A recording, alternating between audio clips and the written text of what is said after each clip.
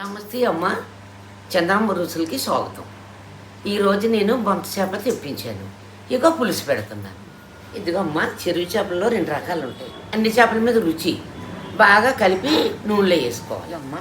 పులుసుకి కావాల్సిన సామాన్లు: కరివేపాకు, ఉల్లిపాయలు, కొత్తిమీర, టమాటా జ్యూసు, సాల్టు, పచ్చిమిర్చి, కారం, పసుపు అమ్మ. చింతపండు, పులుసమ్మ. ఇక అల్లం వెల్లుల్లి పేస్ట్ చెప్పలేదమ్మా, ఇది కూడా వేయాలి.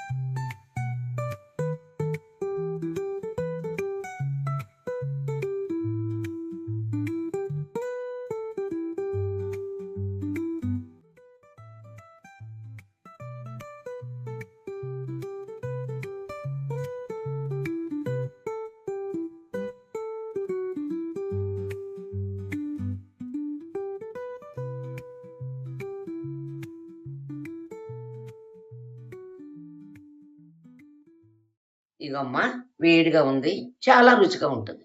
ఇగమ్మ, బొంత పులుసు రెడీ.